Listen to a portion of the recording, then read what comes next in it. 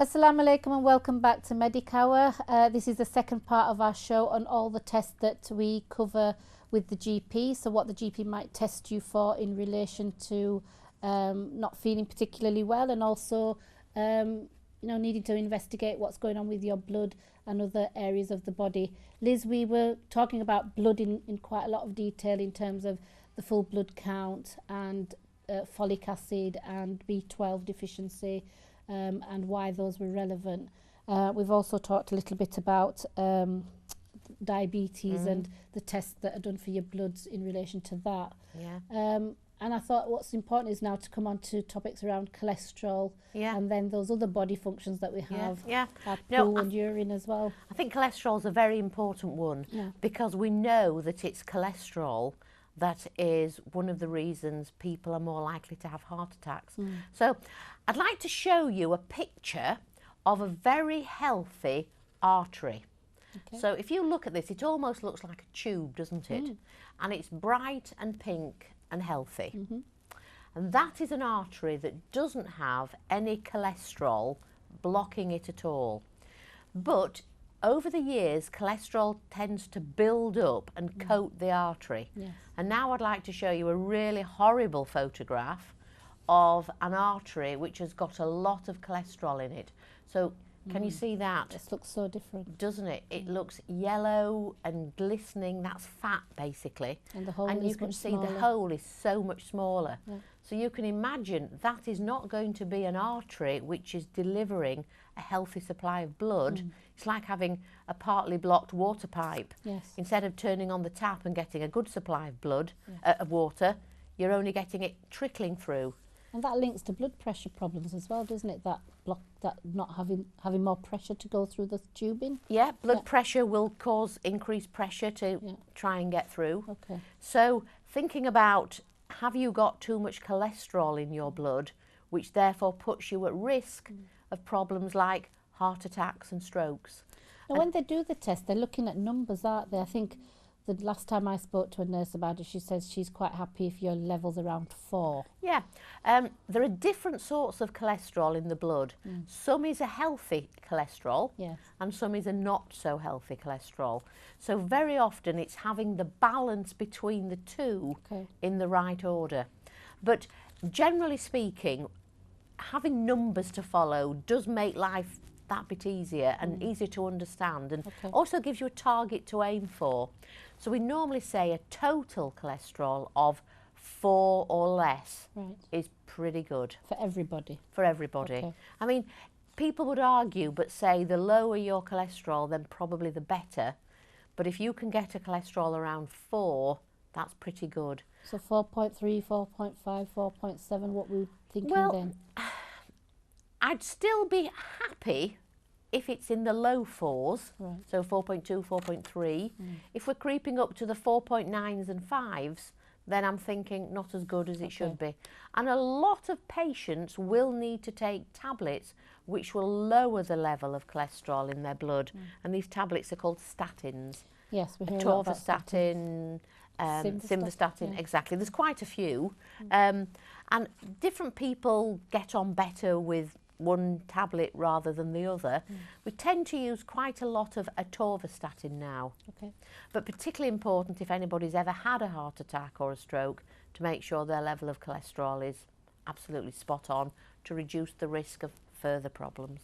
So statins are helping us to control the levels at which we keep cholesterol in our blood. Is that what we're using them for? Yeah. I think you also told me there was another benefit of statins in that it stopped the cholesterol from breaking off. Exactly. Because if you can imagine that big, chunky, yucky, if a bit of that broke away and started flowing down the blood vessel, it could block a narrow or a little blood vessel. Yes. And so that could obviously cause a major problem.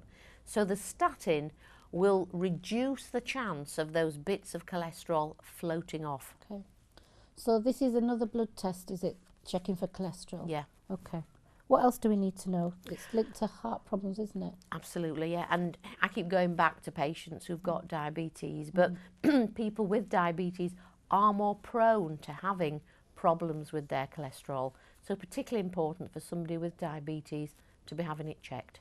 So again, this comes back to dietary issues and how we can control. Well, dietary issues are very important, but in actual fact, some of us are made in such a way that even if we lived on a desert island, Rabina, and all you could eat was carrots and lettuce leaves, your body would make more cholesterol than is really good. So what's the solution? Not everybody wants to be on tablets, do they? Well, to try hard with the diet, but even some people, even having a very small amount of cholesterol in their diet, will always have a slightly elevated or higher than we would like level, because their body can convert other things into cholesterol. We all need a certain amount of cholesterol. We use it to make, it's part of making certain hormones that we all need. It's part of making a healthy wall for the cells of our body. So we need some cholesterol. It's not complete rubbish. No. Trouble is, if we have too much, it gets in the wrong places. Yeah. Okay. So diet, very important, but in fact, not the whole story.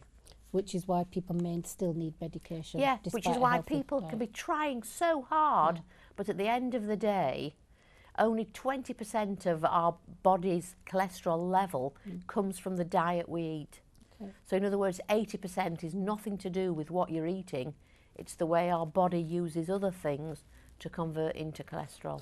Can exercise help with those levels? Exercise will probably reduce some, will reduce some of the level of cholesterol, but again, it's not going to be the whole answer. So not as simple as we thought. Yeah. And some people may not tolerate statin tablets. Some people just may not wish to go there. So important, they are trying hard with exercise, with the diet. Okay. All right. Anything more about cholesterol before we move on? No, I think we could covered probably move on. Okay, then we come on to the icky subject of poo. Why not? Let's talk about poo. Why are we talking about poo? Well, I mean, people may well who've listening to us today been to their doctor and been asked to provide a specimen of poo. You'll be happy to hear that I don't actually have any pictures of poo. I'm really pleased. I didn't really think I needed to do that. But for instance, suppose somebody has dreadful diarrhea and sickness, and we wonder if they've caught a germ in their tummy which is causing the diarrhea and sickness. For a lot of those times, just simply starving, in other words, not eating but drinking plenty, the bug, the germ, will come out of our system. So we're flushing it out. Yeah, but there are certain times where the diarrhea can continue and there may be some sort of treatment for that specific germ. So if that's the case, we need to know what the germ is, because different germs will need different sorts of, usually it's an antibiotic. So, and as you know, we don't use antibiotics rashly. We like to know we're using them for the right person and using the right one. So a specimen of poo can be very helpful for looking to see, is there a germ there? And if there is, what's the germ? So we can target that germ with the right antibiotic. Okay. What about people that are not having sickness and diarrhea but they're having constipation? Right. Having a specimen of their poo isn't really going to help us at all. The advice, I mean, there's various reasons for constipation, but I suspect one of the most common ones is people don't have a diet with enough of the right foods to produce a healthy piece of poo. This isn't a very nice subject, really, is it? I should apologise to everybody that might be having dinner at this time. Oh dear, let's hope not. So what we want to emphasise is we need food with lots of fibre in it so that we have a healthy poo which will flow through our body easily. So things like your fruit and your veg, those sorts of fibrous foods. And actually keeping the skin on pears and apples is part of that, isn't absolutely. it? It's amazing how many people... You don't peel apples and pears, do you? I personally don't, but I do know people that do. Really? Well, we're all different, but that's how we get the fibre in our diet, and that stops us being constipated. Yeah, I've had this conversation about peeling apples and pears with my 3-year-old granddaughter, And my 5-year-old grandson and me have had the conversation about because he's learning about how the body works at school, and he's been telling me about the digestive system. Oh, and I good. was talking to him about why we keep the skin on cucumber and potatoes and things. Well, hang on, potatoes. Why are you peeling potatoes? Well, that's what I'm saying, that that it's a good thing to eat, Yes. but lots of people do throw away the skin, don't they? I do, and even if you have a jacket potato. I like to eat the jacket potato skin. I love the jacket. But I'm not always into wedges. Well, everybody's got their own. Yeah, and if you have a particular problem with constipation, just knowing the things to target. The other thing we should just mention, we've both got our glasses of water here. Hydration, drinking plenty, important for if you're constipated. I can't tell you how many sisters in the community talk to me about the fact that they're having these problems with constipation, and when I ask them about water, it's one of the least things they consume, and it's such a simple fix for a lot of these problems, isn't it, in the gut? Well, I find it amazing how few people could actually say they have 5 pieces of fruit or veg or a day, and that must be one of the main reasons people don't have are having constipation. So if you have a lovely curry, a meat curry and a chapati, but no vegetables in there. Well, actually, the curry will have tomatoes and onions in. Whether it's enough for a portion is another debate. It will have garlic in there. It will have. So the thing is that we need to remember that if we're putting in vegetables like spinach into a chicken curry, or we've got spinach in or okra or all the other things, these are portions of vegetables that we should be able to count. Definitely. But it is really difficult because I'm somebody that happily eats a lot of fruit, and actually I really struggle some days to recognise that I've had more than 4 pieces, and 4 is good for me. And I actually like fruit, but it's like making sure that you actually put it in your bag when you're going out and find reasons to snack on it instead of having other things as snacks as well. And I think fruit can be, we can use it all sorts of ways. I mean, people will say, well, I have a bowl of cereal for my breakfast. Great. Why not slice a banana in it? I have a cheese sandwich for my lunch. Great. Why don't you put a tomato in with it? Absolutely. You know, I have a meat curry. Well, why don't we have some vegetables with it? Absolutely. And, you know, as my pudding, I'm going to have a piece of fruit. In my yoghurt, I'm going to slice up my pear. I think in our community we're quite good when we're having mealtime together. We'll have a plate of salad, you know, cucumber, tomato, lettuce will probably be on the table. And some people are really good at having fruit in the family as well. And I think an easy way for me to eat a variety of colours is to make fruit salads as well. And salads that you can, you know, especially if you've got rice dishes, it's nice to have a salad that you don't have to have big chunks in, but you've chopped it all up and you can eat it with the rest of the stuff. I mean, again, everybody can make what will suit them best. But we'll definitely recommend, I mean, vitamins and minerals all come from that. And also good if you're on a diet, you're trying to lose weight. Rather your pudding is your bowl of fruit salad rather than your piece of carrot cake, which you may mistakenly think is a portion of vegetables. You know, you could do courgette cakes now as well, don't you? No, I didn't actually, but why not? Why not? I like courgettes, actually. Yeah, and they make a nice cake apparently too. But carrot cake, I'll remember that. I'm not sure we're allowed to count that as a one of our 5 a day because of the sugar content. Definitely not. Yeah, certainly one to think about. Okay. Can I tell you about some more tests for poo? Please, yeah. Right. If I am worried that somebody could have a stomach ulcer or a problem in their bowel, again, you can get ulcers in different parts of your bowel, or even a bowel cancer, then by having a specimen of poo, tests can be done to check if there is any blood in the poo. Oh, so it's not always visible? Very often is not visible, because if you think about it, if you're bleeding from your stomach right at the top of your bowel, by the time that has gone all the way through your bowel, it will have been changed by the enzymes and it won't look like red blood. So, and it can be hidden away there.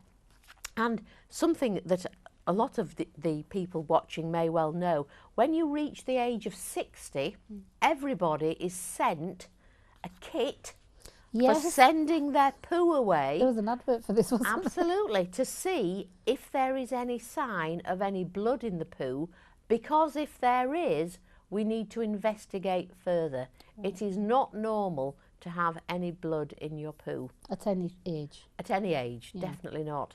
So, and particularly because bowel cancer is more common as people get older, this age of 60 has been chosen when the test will come, and then it's done, I'm not sure it's every year, every couple of years, but it's a very important test that needs to be done. But it also sounds to me like if anybody does find blood in their poo in the toilet bowl, they really need to be telling the doctor about that. You're absolutely right, Rabina, definitely. Okay. It's not normal to lose blood. And it doesn't always have to be something sinister. No. I mean, I mentioned piles earlier. Yes. If you have horrid piles, they can often bleed. And sometimes you can have piles and not always have pain from them, but you can then lose a little blood. So any blood on the paper, in the loo, go and get it checked out. Yeah, you need to have that conversation with our doctor. Definitely. At least then you can get reassurance if it's nothing sinister. But if it's something sinister, you're picking it up early, hopefully, as well. And I mentioned about if you have a stomach ulcer. Yeah. So another test can be done with poo to help us with stomach ulcers or indigestion style problems, too much acid in the tummy, because some of these are caused by a particular infection in the tummy, which is known as H. pylori. Oh, yes, I've heard of that. Helicobacter pylori. Yeah. Nasty, isn't it? Well, it can just give you really awful indigestion. Okay. So that's a test as well. With a specimen of poo, they can, I don't know what they do, but they can look to see if that germ is present. And if it is, then we know what the problem is and we can target the problem with the right drugs. And these are treatable quick? H. pylori, totally Yes, treatable. okay. A course of certain very definite antibiotics, usually taken, depends on the antibiotic, for several weeks. And then we can completely eradicate, completely get rid of that germ. This sounds like a good time to also reference the importance of hand washing after using the loo. How do we encourage people to do that more thoroughly?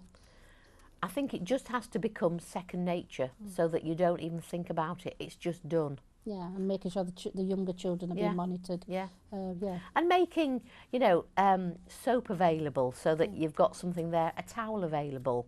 But sometimes people are not thorough with how they wash hands, are they? And even when they're not doing a poo, a lot of people, there are people out there that don't even visit the wash basin after that. And I guess it's a big reminder to all of us that how we spread germs if we don't. Yeah. And the importance of doing. I work at the medical school, and I know that a lot of the hand washing techniques that medical students are taught, they're not just learning how to wash their hands, and they're doing this as well. There's all these techniques to make sure they're being very thorough, like surgeons would do. Oh, and it's absolutely. all about that importance of getting rid of the bacteria that you may carry on your hands, under your nails. We underestimate how much germs we carry under our nails when people are not, particularly if they've got long nails, and how that can transfer bacteria. And just think about if you've got a bad cold or a bad chest, you cough into your hand, all those germs are there. So actually, that's another time we should be thinking about big hygiene. bugbear, people not using tissues when they're going to cough and sneeze, and not covering their mouths, Sometimes you're taken, I suppose it can happen quite quickly, and you're taken unawares. Yeah, that's fair enough, but then it's like, you see often people in the streets that they're just coughing and spluttering, and we need that campaign coming back from the war where coughs and sneezes spread diseases. And I find it really quite shocking how adults, never mind children, actually, when we had the flu epidemic and the flu problems a few years ago, there was a big thing about using a tissue, washing your hands. So I think it's trickling on in the background. Yeah. But yeah, important. Yeah, I think we underestimate how important those messages are sometimes. Okay, I know we've only got probably about 5 to 7 minutes left on the show. And we've got one more topic we wanted to cover, which was about tests for urine. Yeah, I thought we should just very quickly mention urine. I mean, something that a lot of people have had problems with at some time might be an infection of the waterworks. Yeah. And so an absolutely fantastic test for knowing that is to have a specimen of urine. Yeah. Now we can do various tests, and I've got a picture now I'd like to show you, which probably some people have seen. This is somebody, this is a doctor, with a specimen of urine, and then next to that there's a little container with some long thin sticks. And those sticks are called dip sticks, so you can dip it into the urine. Pregnant women should be used to this. Yeah, and those sticks, you can see all the different blobs of colour pick up various problems. So for instance, if anybody had an infection, it can show there's a raised number of white blood cells. Do you remember we said white blood cells fight infection? It can pick up there's some protein, We don't normally have protein in our wee, but if there are germs, it could show that. Is that why you'd notice them? Because there's some infection or germs? Yep. Okay. But also, if our kidneys aren't working well and they're leaking, that's another reason people have protein. Okay. So very, very important for checking infection-wise. If, oh, here we go again, diabetes. If there's too much sugar in your bloodstream, then it may be that the sugar will come out in our wee, in our urine. So a dipstick will tell us if there's any sugar there. There are some medications out today that diabetics can use that actually do take the sugar out through the urine. Yeah. So would they interfere with these kind of tests? Well, no, they would just show that if you are on one of those tablets, tablet like canagliflozin, dapagliflozin, empagliflozin, they will encourage the body to wee out excess sugar, so it will show there is sugar. But for a normal healthy person, we do not expect them to have any sugar in their urine. So you can see these test sticks can be incredibly useful. And of course you mentioned about pregnant ladies. Yeah, because I think that's when we first come into contact with noticing that's how your wee's being tested, is when you're having your children. It's you go to see the midwife and you're told to take a sample, and that's one of the first tests they do. And the reason that is one of the main reasons is looking for any protein. Because, you know, some ladies when they're pregnant have problems with high blood pressure, and also one of the things connected with that is losing protein through the kidneys, and it's can be a very serious problem and needs to be treated. And also just checking that the pregnant lady hasn't got an infection. Some people are more prone to becoming diabetic during pregnancy, gestational diabetes. For some ladies it's the very first sign that they have a tendency towards and may develop diabetes in later stages. So a simple dipstick test will also tell us if there's any glucose there. So useful things. Anything else we're testing urine for? No, I think I've said the main ones. What about kidney function? Is that tested through urine or? Well, kidney function, blood? certain things like I mentioned about your kidneys should not normally lose protein. So if you lose protein, then that will show up using one of those sticks. If you have damaged kidneys for various reasons, they could be bleeding, so you could therefore have blood in your wee. If you had a kidney stone, that can damage the tubes and cause them to bleed, so that will show a bit of blood. A very useful combination for checking kidney function is to have a blood test to see how well the kidneys are getting rid of the waste products, but also a urine dipstick test to see how much of the good stuff is leaking through the kidneys. Okay, right. I've got in my notes here microscopic test for infection. Have we covered that enough? Yeah, that's the same dipstick. That's the same thing, okay. Yeah. So I guess in the last few minutes I'm wondering whether we can have a quick conversation about the colour of your wee and what that indicates, because what colour should your wee be? Oh gosh, that's a bit of a funny question. I suppose, well, we had a picture earlier, didn't we, showing some wee, but because if you have not drunk very much, your wee will become more concentrated. You can expect your wee to vary from time of day and during the day. So if you're drinking lots and lots and lots and lots, for whatever reason, your wee will be very pale. If you're not drinking very much, your urine will get darker. So do we want it to be pale? Because we're increasing our water, or doesn't it matter? I think healthy wee, which implies somebody's drinking the right amount, will be paler rather than darker. Of course, if you sometimes have a very bad infection and that causes bleeding in the bladder, then you can have pink wee. And that obviously is abnormal. I think you can have that if you have beetroot as well. Beetroot, you're absolutely right. Well, if you've not had beetroot, you've got pain when you pass your wee, you're weeing more than normal, and your wee's pink. See the doctor. See the doctor. Liz, once again, the time's run out, and it's been fascinating talking to you again, and so useful too. Pleasure. So I do hope everybody out there, you've managed to find something in our conversation today that's been helpful to you. Inshallah, we're going to be seeing you again soon. Assalamu alaikum wa rahmatullahi wa barakatuh.